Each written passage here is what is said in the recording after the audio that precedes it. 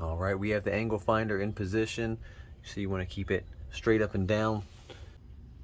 All right, now we're up front here where the drive shaft comes off the transmission.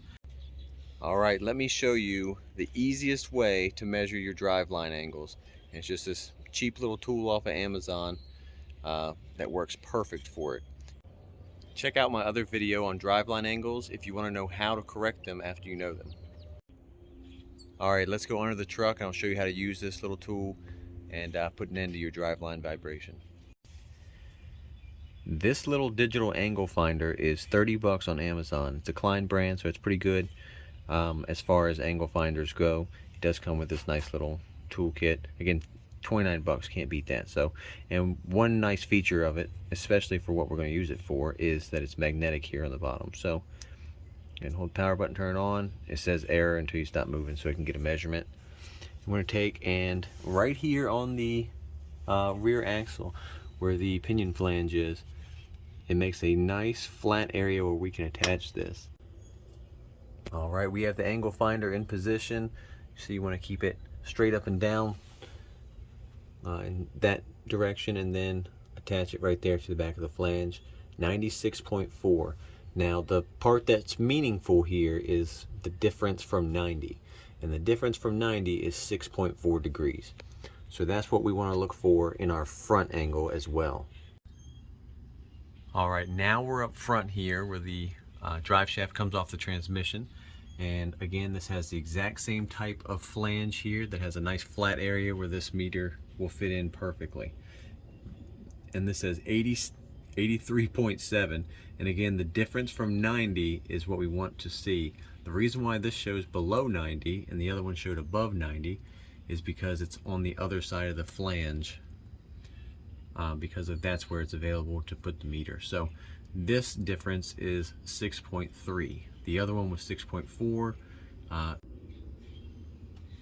This drive line is set up great and should not have any vibration issues at all.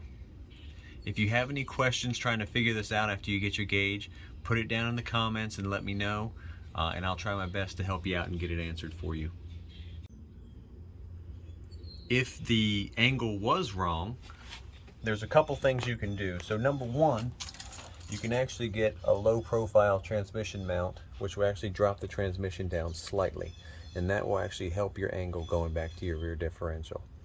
The other thing you can do is come back here. This is the more common one that most people do, is the shim that's in your rear leaf spring pack. So you can see on my shims, I have the big side towards the front, and that's what gives me the correct angle. That may or may not be true for yours. And if you have a double cardan joint, it does affect whether or not you want this shim forward or backward. So I don't need to add anything, but if you did, what you want to do is you actually have to undo the U-bolts and separate your spring pack and add the new shim onto the bottom. And they sell shims in degrees, so you would know after you did this test what degree you need in order to make it come in perfect. Ideally, you would want about a ½ degree down on the rear differential, so down like this. And that's because when you accelerate, everything's going to flex a little and come up, and so that will give you the absolute best driveline angle that you can get. A lot of vehicles from the manufacturer have 1 or 2 degrees down. Alright guys, I figured I'd share that tool with you. It was one of those holy crap, where have you been all my life type of things. So this is going to come in really handy in basically almost everything I do. So if you have any questions, ask in the comments down below.